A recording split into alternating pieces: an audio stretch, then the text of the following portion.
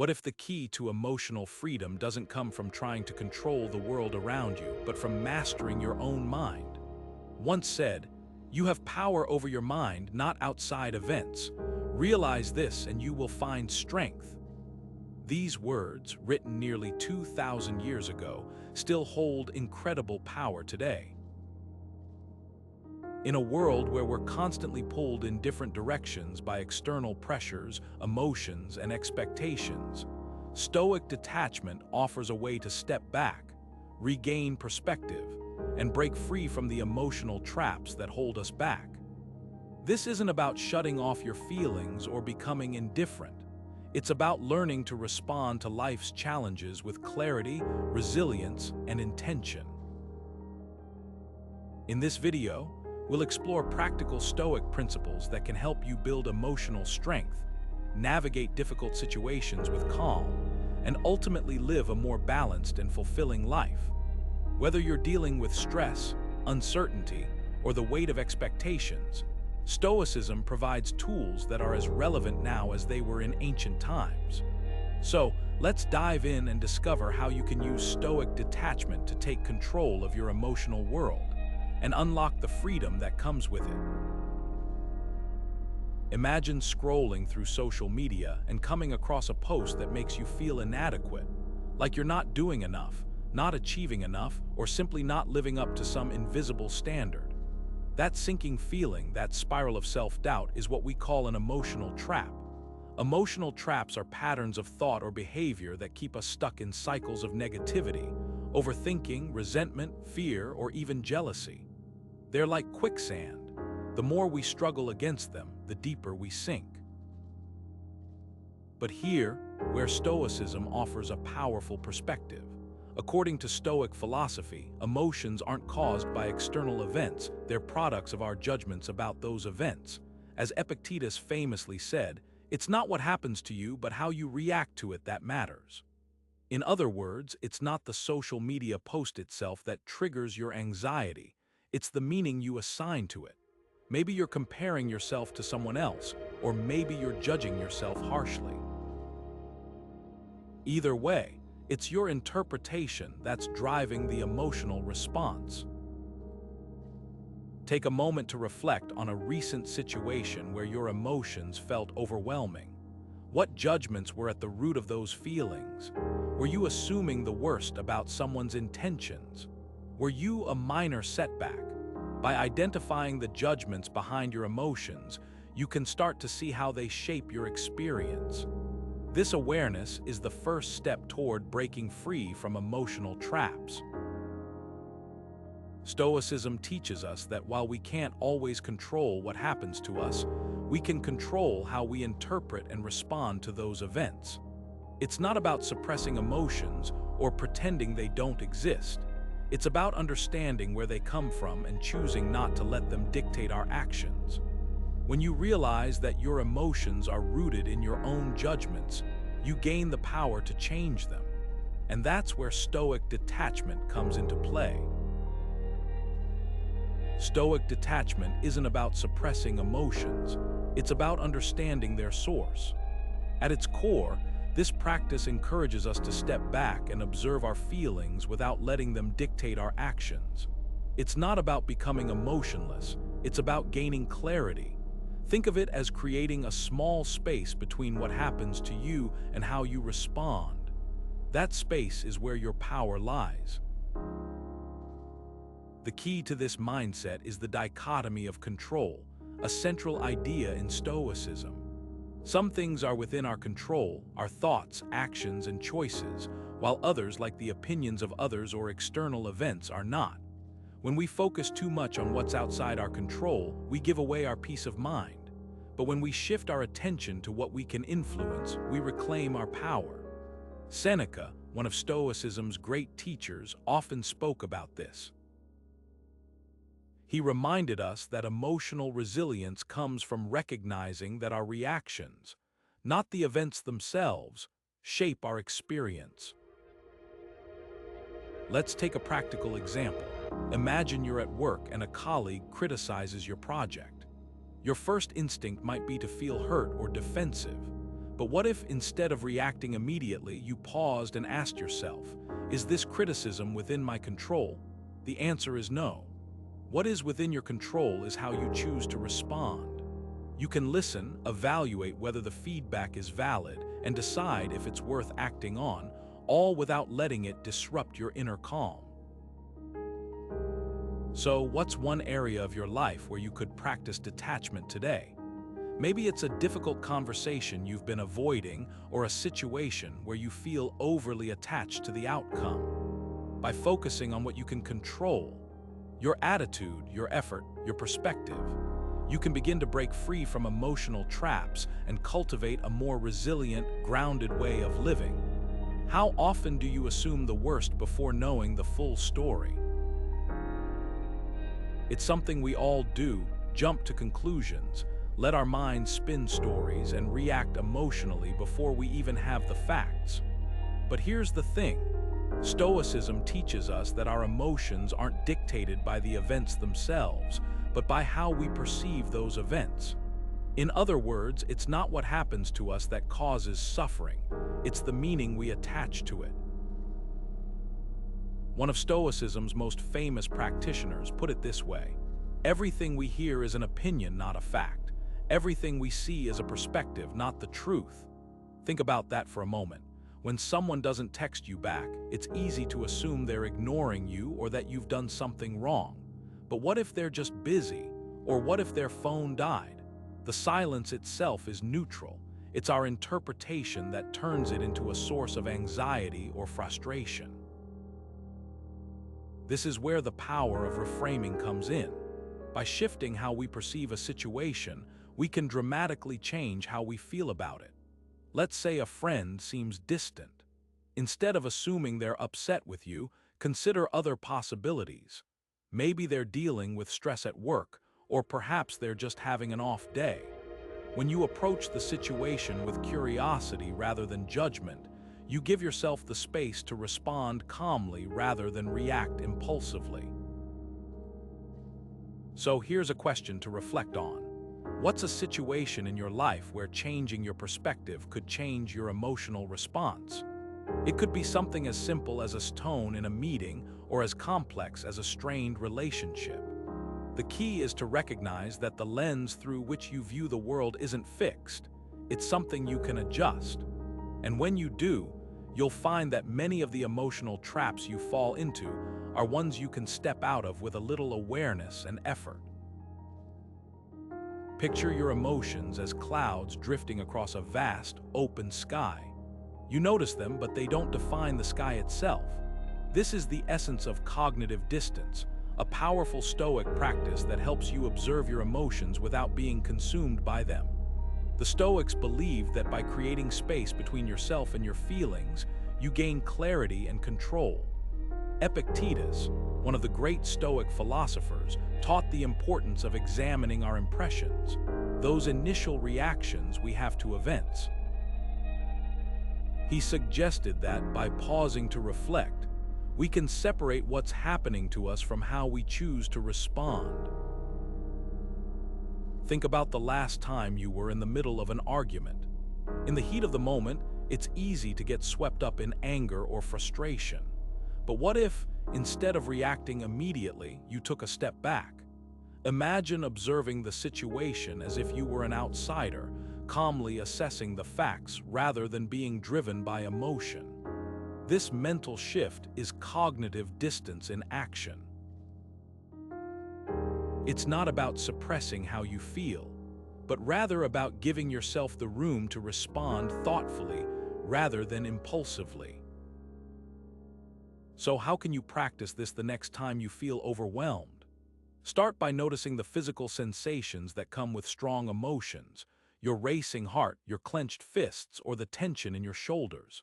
Then remind yourself that these feelings are temporary, like those passing clouds. Ask yourself, what's really happening here? Is this emotion serving me, or is it clouding my judgment? By creating that mental space, you allow reason to guide your actions, not just your initial reactions. This simple yet profound practice can help you break free from emotional traps and respond to life's challenges with greater wisdom and calm. Seneca once said, "We suffer more often in imagination than in reality." These words hold a profound truth, especially when it comes to the Stoic practice of acceptance. At its core, acceptance is about releasing our resistance to things we cannot control. It's not about giving up or being passive. It's about aligning ourselves with reality rather than fighting against it. Think about it. How much of our emotional pain comes from clinging to expectations, outcomes, or situations that are simply out of our hands?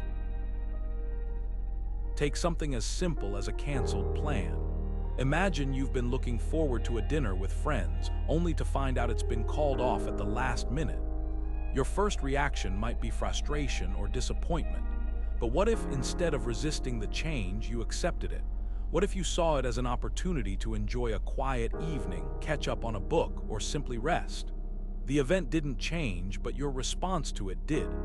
That shift, that's the power of acceptance. It's not about pretending everything is perfect. It's about recognizing that some things are beyond our control and choosing to flow with them rather than against them. When we practice acceptance, we free ourselves from the unnecessary suffering caused by resistance.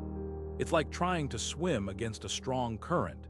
You'll exhaust yourself fighting something you can't change. But if you stop struggling and let the current guide you, you'll find you can navigate the situation with far less strain. This doesn't mean we ignore our emotions or pretend they don't exist. Instead, we acknowledge them, process them, and then choose to align our actions with what's actually happening, not what we wish were happening. So here's a question to reflect on. What's one thing you're resisting right now that you could practice accepting today? It might be something small, like traffic on your commute, or something bigger, like a change in your career or relationships. Whatever it is, consider how acceptance could help you release that tension and move forward with greater peace. Remember, acceptance isn't about resignation. It's about reclaiming your power to respond wisely, even when life doesn't go as planned. Resilience isn't about avoiding pain. It's about enduring it with grace. Emotional resilience is the inner strength that allows us to recover, adapt, and grow from life's inevitable setbacks. It's not a shield that protects us from hardship, but a tool that helps us navigate through it. Stoicism offers a powerful framework for building this kind of resilience, teaching us to face adversity head-on rather than running from it. One key Stoic practice that cultivates this mindset is the premeditation of evils. By imagining potential challenges or losses in advance, we prepare ourselves mentally and emotionally, reducing the shock and fear when they actually occur. As once put it, the impediment to action advances action. What stands in the way becomes the way. In other words, obstacles aren't roadblocks, they're opportunities to grow stronger and more capable. Take, for example, the experience of losing a job. For many, this can feel like a devastating blow, shaking their confidence and sense of stability. But with a Stoic mindset, it becomes a chance to reflect, reassess, and redirect. Instead of dwelling on what's been lost, the focus shifts to what can be gained: new skills, a fresh start, or even a clearer sense of purpose. This doesn't mean ignoring the pain or pretending it doesn't exist. It means acknowledging it, learning from it, and using it as fuel to move forward. Think about your own life for a moment. What's one challenge you faced that, in hindsight, made you stronger? Maybe it was a difficult relationship, a health scare, or a failed project. How did you respond in the moment, and what did you learn from it? Resilience isn't built overnight. It's forged through experiences, both big and small, that test our limits and push us to grow. And with Stoic principles as your guide, you can face those challenges not with fear, but with a quiet confidence that you'll emerge stronger on the other side. What would happen if you lost something you value deeply? A job, a relationship, or even your health? It's a heavy question, but one the Stoics believed was worth asking. This practice is called negative visualization, and it's a powerful tool for building resilience and gratitude. By intentionally imagining the worst-case scenarios, we prepare ourselves mentally and emotionally for life's uncertainties. As Seneca once said, "He who suffers before it is necessary suffers more than is necessary." In other words, worrying about what could happen often causes more pain than the event itself. But when we face those fears head-on, we strip them of their power. Let's take a practical example. Imagine losing your job. What emotions arise? Anxiety, fear, maybe even panic. But what if, instead of avoiding that thought, you sat with it? Picture the steps you take, updating your resume, reaching out to your network, exploring new opportunities. By visualizing this scenario, you're not just bracing for impact, you're also building a mental roadmap for how to handle it. And here's the unexpected benefit. When you return to the present moment, you might find yourself feeling more grateful for the job you currently have. Suddenly, the small annoyances, the long commute, the difficult don't seem so unbearable. So what's one thing in your life that you take for granted? Is it your health, your family, or even the roof over your head? Spend a moment reflecting on how different your life would be without it. Negative visualization isn't about dwelling on the negative. It's about creating space to appreciate what you already have. And when you do, you'll find that gratitude becomes a natural byproduct, helping you navigate life's ups and downs with a steadier hand. Think about the last time you posted something online, maybe a photo, a thought, or an achievement. How often did you find yourself checking for likes, comments, or shares? That little rush of dopamine when the numbers climb, or that sinking feeling when they don't, it's a universal experience. But here's the thing. When we tie our sense of worth to external validation, we hand over control of our emotions to others. Suddenly, our happiness depends on factors outside ourselves, and that's a precarious place to be. Stoicism offers a way out of this emotional trap by teaching us to find validation within. Epictetus, one of the great Stoic philosophers, put it bluntly, "If you want to improve, be content to be thought foolish and stupid." At first glance, that might sound harsh, but there's profound wisdom here. He's not saying you should ignore others entirely or stop caring about meaningful connections. Instead, he's urging us to prioritize our own growth and integrity over the fleeting opinions of others.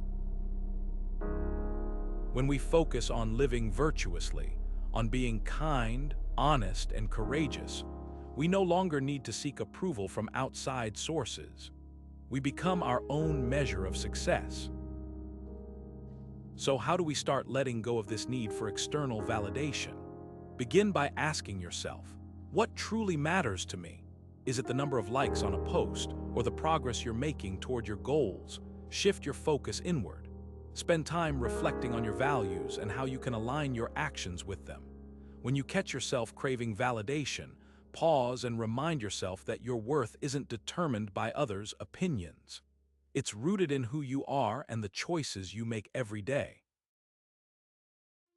This isn't about becoming indifferent to the world around you. It's about freeing yourself from the emotional of seeking approval. Imagine the relief of no longer feeling anxious because someone didn't respond to your text or because a post didn't get as much engagement as you hoped. Imagine the confidence that comes from knowing you're living authentically, regardless of what others think. That's the power of Stoic detachment. It's not about cutting yourself off from the world, but about reclaiming your emotional freedom. So how often do you let others' opinions dictate your happiness? It's a question worth sitting with because the more you practice self-validation, the less power those external voices will have over you. And that's where true freedom begins. Picture this: you're holding a handful of sand. The you grip it, the faster it slips through your fingers. But when you relax your hand, the sand stays. This is the essence of non-attachment, a core principle in Stoicism. It's not about rejecting what you have or avoiding desire. It's about releasing the desperate need to control outcomes or cling to possessions. The Stoics believed that external things, whether wealth, status, or even relationships, are indifferent. They're not inherently good or bad. What truly matters is how we choose to relate to them. One of the most famous Stoic philosophers once wrote, "Loss is nothing else but change, and change is nature's delight." Think about that for a moment. When we lose something, a job, a possession, or even a relationship, it's not a tragedy. It's simply a shift, a natural part of life's ebb and flow. The pain we feel often comes from our resistance to that change, not the change itself. For example, imagine losing a prized possession like a phone or a piece of jewelry. At first, it might feel devastating. But over time, you realize life goes on. The loss doesn't define you. What defines you is how you adapt and move forward. Now, here's something to reflect on. What's one thing you're overly attached to that you could let go of? Maybe it's a goal you've been chasing relentlessly, or a material item you've convinced yourself you can't live without. Take a moment to consider how that attachment might be holding you back. Non-attachment isn't about giving up. It's about making space for what truly matters. When you stop clinging so tightly, you free yourself to experience life with greater clarity and peace. Inner peace isn't the absence of chaos. It's the ability to remain calm within it. This is a foundational idea in Stoicism, reminding us that life will always have its storms, but our reaction to them is entirely within our control. Think about it. You can't always prevent a traffic jam, but you can choose whether to let frustration take over or to use that time to breathe deeply and reflect. Stoicism teaches us to focus on what's within our power, our thoughts, actions, and responses, and let go of what's not. This shift in focus is what creates true tranquility, even in the midst of external chaos. Seneca once said, "True happiness is to enjoy the present, without anxious dependence upon the future." This is a powerful reminder that inner peace comes from living fully in the moment, rather than being consumed by worries about what might happen next. When you're stuck in traffic, for example, instead of stewing over the delay, you could use that time to listen to a calming playlist or simply observe your surroundings with curiosity. It's not about ignoring the situation, but reframing it in a way that serves your peace of mind. So, what's one way you can cultivate inner peace today? Maybe it's taking a few moments to pause and reflect before reacting to a frustrating situation. Or perhaps it's practicing gratitude for the small things that often go unnoticed. By focusing on what you can control and embracing the present moment, you'll find that inner peace becomes less of a distant goal and more of a daily practice. And as you build this habit, you'll notice how even the most chaotic days can feel a little more manageable, a little more calm. What does it mean to act with virtue in the face of adversity? This is where Stoic philosophy truly shines, offering a roadmap for aligning our actions with reason and integrity. At the heart of Stoic detachment lies the concept of virtue, wisdom, courage, justice, and temperance. These aren't just lofty ideals, they're practical tools for navigating life's challenges with clarity and purpose. As Epictetus once said, "First say to yourself what you would be, and then do what you have to do." In other words, virtue begins with a clear understanding of who you want to be, followed by the deliberate choice to act in accordance with that vision. Take honesty, for example. Imagine you're in a situation where telling the truth might cost you something, a job opportunity, a relationship, or even just temporary comfort. It's tempting to bend the truth or avoid the issue altogether, but acting with virtue means choosing honesty even when it's difficult. Why? Because honesty aligns with wisdom, the ability to see the long-term consequences of your actions, and justice, the commitment to fairness and integrity. It's not about being perfect. It's about striving to act in ways that reflect your highest values. Courage plays a role here too. It takes courage to face the consequences of your choices, especially when they're uncomfortable. And temperance, the ability to exercise self-control, helps you resist the urge to act impulsively or out of fear. Together, these virtues form a foundation for detachment that isn't about indifference, but about grounded, intentional action. So how can you apply this in your own life? Think about a challenging situation you're facing right now. What would it look like to approach it with wisdom, courage, justice, and temperance? How might your choices change if you focus not just on the outcome, but on the kind of person you want to be in the process? Virtue isn't just a philosophical concept. It's a guide for living with purpose, even in the midst of chaos. Mindfulness is the art of living in the moment, free from past regrets or future anxieties. It's about tuning into the here and now, letting go of what has already happened and what might never come to pass. For the Stoics, this practice wasn't just a nice idea.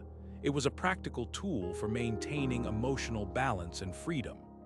One of the most influential Stoic philosophers once wrote, "Confine yourself to the present." At its core, this is a call to anchor yourself in the current moment, where you have the most control and clarity. When you're fully present, you're less likely to be pulled into the emotional traps of regret, fear, or desire. Think about it like this. When you're caught in a stressful situation, your mind often races to what went wrong or what could go wrong. But by focusing on something as simple as your breath, feeling the air move in and out, noticing the rise and fall of your chest, you bring yourself back to the present. It's not about ignoring your emotions. It's about observing them without letting them take over. This is mindfulness in action, a way to create a small but powerful space between you and your reactions. So how can you bring more mindfulness into your daily life? Start small. Try pausing for a few seconds before responding in a heated moment. Pay attention to the sensations of your morning coffee, the sound of birds outside, or the feeling of your feet on the ground as you walk. These little acts of presence can add up, helping you build resilience against emotional turbulence. Mindfulness, when practiced consistently, becomes a Stoic superpower, one that keeps you grounded, focused, and free from the traps of overthinking and overreacting. What's the worst that could happen, and how likely is it? This simple question lies at the heart of Stoic philosophy when it comes to overcoming fear. Stoicism teaches us that fear often grows out of proportion because we let our imaginations run wild, picturing catastrophic outcomes that rarely, if ever, come to pass. Seneca, one of Stoicism's great thinkers, put it perfectly. We are more often frightened than hurt, and we suffer more from imagination than from reality. In other words, fear is often a product of our minds, not the world around us. But how do we break free from this cycle?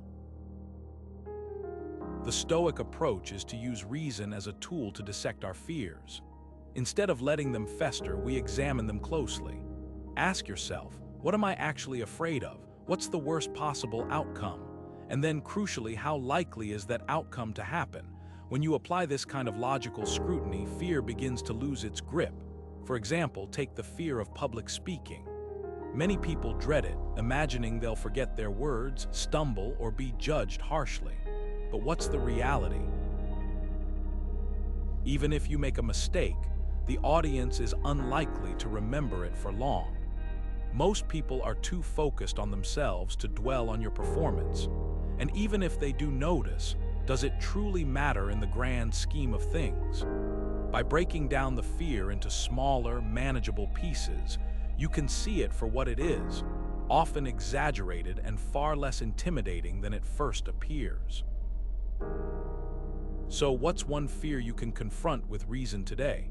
Whether it's speaking up in a meeting, trying something new, or facing a personal challenge, take a moment to analyze it. What's the worst that could happen, and how likely is it? By shining the light of reason on your fears, you'll find they're not as powerful as they seem. The past is gone, the future is uncertain. All we have is now. For the Stoics, this understanding of time wasn't just a philosophical idea. It was a practical tool for living a more peaceful and purposeful life. They saw time as one of our most valuable resources, something we can't reclaim once it's spent. But here's the thing. We often treat time as if it's infinite, putting off what matters most or getting stuck dwelling on what's already behind us.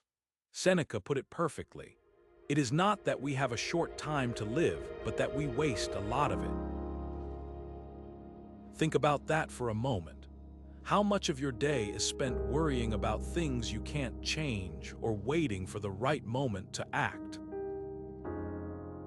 The Stoic approach is to focus on the present, not in a vague, feel-good way, but as a deliberate practice.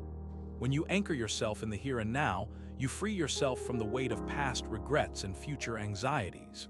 For example, imagine you've made a mistake at work. Dwelling on it won't undo what happened, but focusing on what you can do right now, learning from it, improving your skills, or even just moving forward, can transform that moment into something productive. It's about making the most of the time you have, moment by moment. So how can you start making better use of your time today? It doesn't have to be a dramatic overhaul. Start small. Maybe it's setting aside a few minutes to reflect on what truly matters to you, or taking one concrete step toward a goal you've been putting off. The key is to act with intention, recognizing that the present is the only moment you can truly shape. When you do that, you're not just living, you're living well, in alignment with the Stoic idea of making every moment count. What do you have right now that you're grateful for? It's a simple question, but it holds the power to shift your entire perspective. Gratitude, as the Stoics understood, isn't just a feel-good practice. It's a tool for emotional liberation. By focusing on what we already have, we detach ourselves from the endless cycle of wanting more, freeing our minds from the grip of desire and dissatisfaction. Epictetus, one of the great Stoic philosophers, put it beautifully. He is a wise man who does not grieve for the things which he has not, but rejoices for those which he has. This isn't about ignoring life's challenges or pretending everything is perfect. It's about recognizing the abundance that already exists in your life, even in the smallest moments. Think about it. When was the last time you truly appreciated something simple, like a warm cup of coffee in the morning or a moment of quiet solitude? These small joys are often overlooked, but they're the very things that can anchor us in the present and pull us away from the emotional traps of longing and regret. Gratitude doesn't erase hardship, but it helps us reframe it. Instead of focusing on what's missing, we start to see what's already here, what's already enough. So let's try this right now. What's one thing you're grateful for today? It could be as small as a kind word from a colleague or as significant as the love of a family member. Take a moment to really feel that gratitude, to let it sink in. When you do, you'll notice something subtle but profound.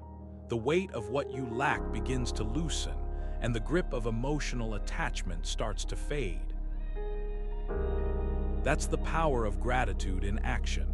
A Stoic practice that turns our attention from scarcity to abundance, from turmoil to peace. Writing down your thoughts can help you see them more clearly. This simple act of putting pen to paper or fingers to keyboard creates a space where your mind can untangle itself. For the Stoics, Journaling wasn't just a habit, it was a powerful tool for self-reflection and emotional clarity. One of the most famous Stoic philosophers used his personal journal, what we now know as meditations, to process his emotions, examine his actions, and remind himself of his principles. His writings weren't meant for others to read. They were a private dialogue with himself, a way to stay grounded in the face of immense responsibility. Seneca, another Stoic thinker, once said, "The time you enjoy wasting is not wasted time." When applied to journaling, this idea takes on a profound meaning. The moments you spend reflecting on your day, your emotions, and your reactions might feel like a pause in your busy life, but they're far from wasted. They're an investment in understanding yourself better and cultivating emotional resilience. Journaling allows you to step back, observe your thoughts without judgment, and identify patterns that might otherwise go unnoticed. It's like holding up a mirror to your mind, revealing what's truly there. If you're new to journaling, start small. Set aside just 5 minutes each day to write about your thoughts, feelings, and experiences. You don't need to write an essay, just a few sentences can make a difference. Focus on what went well, what challenged you, and how you responded. Over time, this practice will help you notice recurring themes in your emotions and behaviors, giving you the clarity to address them. And if you're feeling stuck, try asking yourself, what's one insight I've gained from journaling today? Even the smallest realization can be a step toward greater self-awareness. The beauty of journaling lies in its simplicity. You don't need any special tools or training, just a willingness to be honest with yourself. Whether you're writing about a difficult conversation, a moment of gratitude, or a lingering worry, the act of putting it into words can help you see it from a new perspective. It's a way to practice Stoic detachment, allowing you to observe your emotions without being consumed by them. So grab a notebook, find a quiet moment, and let your thoughts flow. You might be surprised by what you discover. When was the last time you sat in silence, free from the constant buzz of notifications, conversations, or the hum of daily life? For many of us, true silence feels foreign, almost uncomfortable. Yet the Stoics understood its profound value. Once wrote, "Nowhere can man find a quieter or more untroubled retreat than in his own soul." Silence in Stoic philosophy isn't just the absence of noise. It's a gateway to clarity, self-awareness, and emotional detachment. Think about it. When we're constantly surrounded by external chatter, our minds become cluttered. We react to every ping, every comment, every demand, often without even realizing it. Silence offers a reprieve. It allows us to step back, observe our emotions without judgment, and regain perspective. Imagine taking a digital detox, a day or even an hour without your phone, social media, or any distractions. At first, it might feel unsettling, but soon you'll notice something remarkable. The noise fades, and in its place, you find space to think, to reflect, and to simply be. This isn't about shutting out the world permanently. It's about creating moments of stillness where you can reconnect with yourself. Silence helps us detach from the emotional noise that often overwhelms us. It gives us the chance to ask, is this reaction serving me? Is this thought rooted in reality, or is it just a product of external chaos? By carving out these quiet moments, you create a refuge, a place where you can process your emotions without being swept away by them. So how can you incorporate more silence into your life? Start small. Maybe it's 5 minutes in the morning before the day begins, or a walk without headphones. Use that time to observe your thoughts, to breathe, and to remind yourself of what truly matters. Silence isn't just a pause, it's a practice, one that strengthens your ability to detach from emotional traps and embrace a calmer, more centered way of living. Self-discipline is the bridge between goals and accomplishment. It's the quiet power that transforms intention into action, and in Stoicism, it's one of the most essential tools for emotional mastery. The Stoics believed that true freedom comes from mastering oneself, controlling our desires, impulses, and reactions so that we can live in alignment with our values. As Epictetus famously said, "No man is free who is not master of himself." This isn't about suppressing emotions, but rather channeling them wisely, ensuring they don't derail us from what truly matters. Think about a moment when you felt the pull of an impulsive reaction, maybe frustration during a difficult conversation, or the urge to indulge in something you know doesn't serve your long-term goals. In those moments, self-discipline is what allows you to pause, reflect, and choose a response that aligns with your principles rather than being swept away by the heat of the moment. It's not about perfection but progress, small, consistent acts of discipline that build resilience over time. For example, imagine you're tempted to lash out in anger. Instead of giving in, you take a deep breath and remind yourself that your goal is to respond with clarity and compassion. By practicing this kind of restraint, you're not only honoring your values, but also strengthening your ability to handle future challenges with grace. So, ask yourself, what's one area where you can practice greater self-discipline? Is it in managing your time, regulating your emotions, or perhaps staying committed to a goal despite obstacles? Every act of discipline, no matter how small, is a step toward greater freedom and emotional mastery. What triggers your anger, and how can you respond differently? Anger is one of the most powerful emotions we experience, yet Stoicism offers a unique perspective on how to manage it. At its core, anger often stems from unmet expectations, when reality doesn't align with what we think should happen. Seneca, one of the great Stoic philosophers, once said, "Anger, if not restrained, is frequently more hurtful to us than the injury that provokes it." This isn't just a philosophical observation, it's a practical truth. When we let anger take control, it clouds our judgment, damages relationships, and leaves us feeling worse in the long run. Take something as common as road rage, for example. You're driving, someone cuts you off, and instantly your blood boils. But why? Is it because of the other driver's actions, or is it because you expected the road to be clear, the drive to be smooth, and everyone to follow the rules? The Stoic approach invites us to pause and ask ourselves, is my anger helping the situation, or is it making it worse? By detaching from the expectation that everything should go our way, we create space to respond with reason rather than emotion. This doesn't mean ignoring your feelings or pretending anger doesn't exist. Instead, it's about recognizing that anger is a reaction, one you can choose to temper.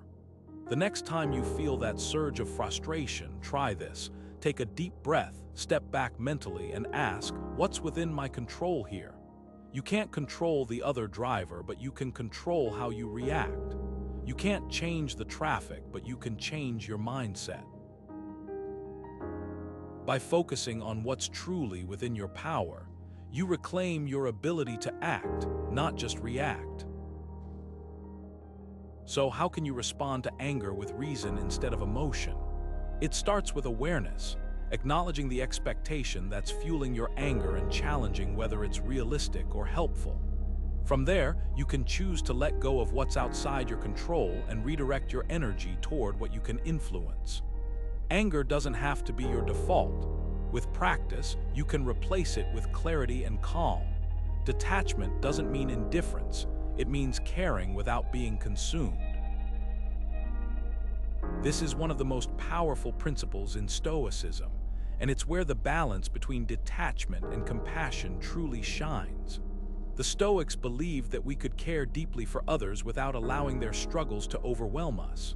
Once wrote, "What injures the hive injures the bee," reminding us that we're all interconnected, and the well-being of others is tied to our own. But here, the key, Compassion doesn't require us to absorb someone else's pain or lose ourselves in their turmoil. Instead, it's about offering support while staying grounded in our own emotional balance. Think about it this way. When a friend is going through a difficult time, it's natural to want to help. But if you take on their pain as if it were your own, you risk burning out or becoming emotionally drained. The Stoic approach is to be present, to listen, and to offer what you can, whether it's advice, encouragement, or simply being there, without letting their struggle hijack your inner peace. It's about offering a hand without letting their weight pull you down. So how can you show compassion without losing yourself? Start by recognizing that you can't fix everything for someone else. You can't carry their burden for them, but you can walk beside them. Practice being empathetic without becoming entangled. Listen without judgment, offer support without overextending yourself, and remember that your emotional well-being matters just as much as theirs.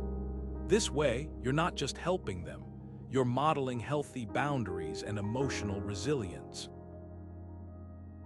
Compassion in the Stoic sense isn't about losing yourself. It's about extending care while staying true to your own center. How would your life change if you responded to challenges with calmness, no matter how intense or unexpected they might be? This is the essence of equanimity, a cornerstone of Stoic philosophy. Equanimity is about achieving emotional stability, even when the world feels chaotic. It's not about suppressing emotions or pretending everything is fine. Instead, it's about cultivating a steady mindset that allows you to navigate life's ups and downs without being swept away by them. As Epictetus once said, "Man is disturbed not by things, but by the views he takes of them." In other words, it's not the events themselves that shake us, it's how we interpret and react to them. Think about a crisis you faced. Maybe it was a sudden job loss, a difficult conversation, or even a global event that disrupted your sense of stability. In those moments, it's easy to feel overwhelmed, anxious, or even panicked. But equanimity reminds us that we have a choice. We can't always control what happens to us, but we can control how we respond. Imagine staying calm in the face of a crisis, not because you don't care, but because you've trained your mind to focus on what truly matters. This kind of stability doesn't come naturally. It's a skill, something we practice and refine over time. So where can you start practicing equanimity today? Perhaps it's in a small disagreement with a loved one, or when plans suddenly fall apart. What's one situation where you can pause, take a breath, and choose to respond with calmness instead of reacting impulsively? The more you practice, the more you'll find that equanimity isn't just a tool for handling big challenges. It's a way of living that brings clarity, resilience, and peace, even in the most ordinary moments. Adversity is the fire that forges strength. In the Stoic view, challenges aren't setbacks, they're opportunities to grow, to refine our character, and to discover what we're truly capable of. The Stoics believed that life's difficulties are not random or meaningless. Instead, they are the very tools that shape us, much like how labor strengthens the body. As Seneca once said, "Difficulties strengthen the mind as labor does the body." This perspective shifts how we see adversity. It's no longer something to avoid or fear, but a chance to build resilience and wisdom. Think about a time when you faced a significant challenge. Maybe it was a failure at work, a personal loss, or a moment when everything seemed to go wrong. At the time, it might have felt overwhelming, even unbearable. But looking back, didn't that experience teach you something valuable? Didn't it reveal strengths you didn't know you had? That's the Stoic approach in action. When we reframe adversity as a teacher, we stop resisting it and start learning from it. For example, imagine someone who loses their job unexpectedly. In the moment, it feels like a crushing blow. But instead of letting despair take over, they choose to see it as an opportunity to reassess their path, learn new skills, or even pursue a passion they've been putting off. That shift in perspective doesn't erase the difficulty, but it transforms how they engage with it. They're no longer a victim of circumstance. They're an active participant in their own growth. So what's one challenge that has made you stronger? Take a moment to reflect on it. How did it shape you? What did it reveal about your resilience?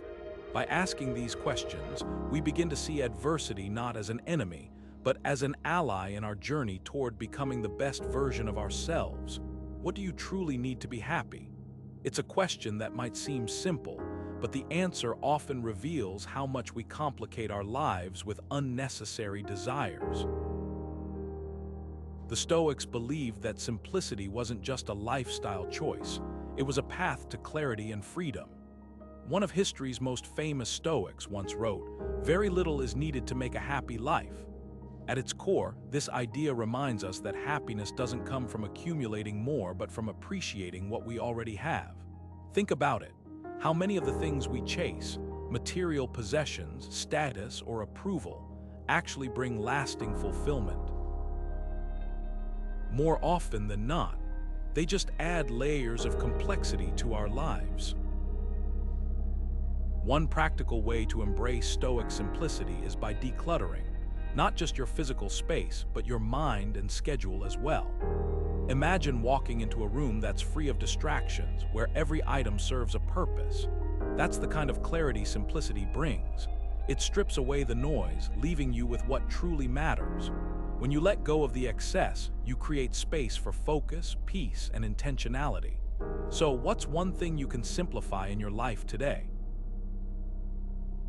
It could be as small as clearing out a drawer or as significant as setting boundaries with your time. The key is to start somewhere, because every step toward simplicity is a step toward greater freedom. We are social beings, but our happiness doesn't depend on others. This is one of the core paradoxes of Stoicism, a philosophy that deeply values community while emphasizing emotional independence.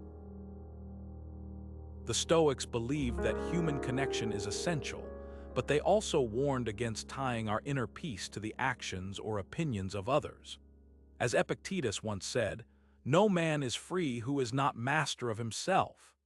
True freedom, in the Stoic sense, comes from mastering your own emotions and judgments, even as you engage meaningfully with the world around you. So how do we strike this balance?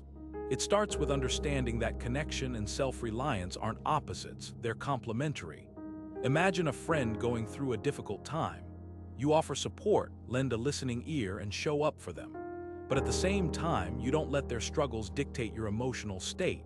You care deeply, yet you remain grounded in your own sense of purpose and calm.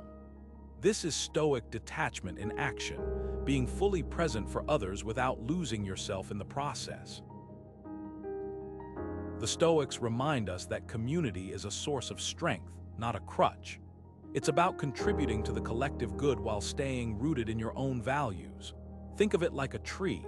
Its branches reach out to provide shade and shelter, but its roots keep it firmly anchored. In the same way, we can nurture our relationships and give to others without sacrificing our emotional stability. So, how can you strengthen your community while staying true to yourself? Start by recognizing that your worth isn't tied to external validation. Be generous with your time and energy, but always return to your own center. When you cultivate this balance, you not only enrich your relationships, you also build a life of resilience and purpose. What have you learned from your experiences this week? Reflection is one of the most powerful tools in Stoicism, and it's not just about looking back, it's about growing forward. Seneca once said, "As long as you live, keep learning how to live." This simple yet profound idea reminds us that every moment, every experience is an opportunity to learn and improve. Reflection helps us step back, detach from our emotions, and see our actions and decisions with clarity. It's like holding up a mirror to your day, your week, or even your life and asking yourself, what worked? What didn't? And most importantly, what can I do differently next time?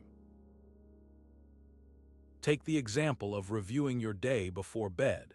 Instead of letting the day's events spiral into frustration or regret, you can take just a few minutes to reflect. What went well? What could have been handled better? This isn't about beating yourself up, it's about understanding. When you reflect, you're not just replaying the past, you're actively shaping your future. By detaching from the emotions tied to your mistakes, you create space to grow. You're no longer stuck in the heat of the moment. You're observing, learning, and preparing to act more wisely next time. So what's one lesson you've learned recently? Maybe it's something small, like realizing that rushing through tasks often leads to more mistakes. Or perhaps it's a bigger insight, like recognizing how certain triggers pull you away from your values. Reflection turns these moments into stepping stones. It's not about dwelling on what went wrong. It's about building a foundation for what can go right.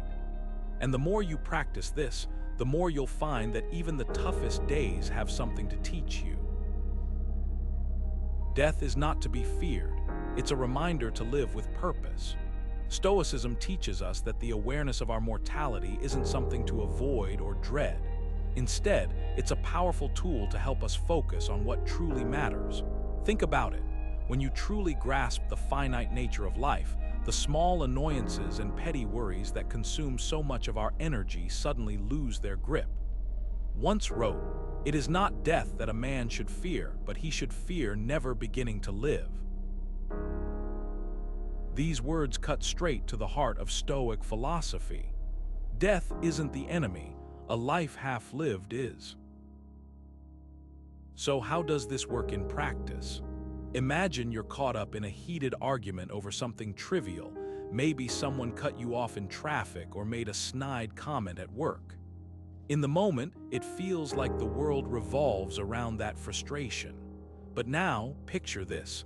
What if you knew today was your last day? Would that argument still feel so important? Probably not.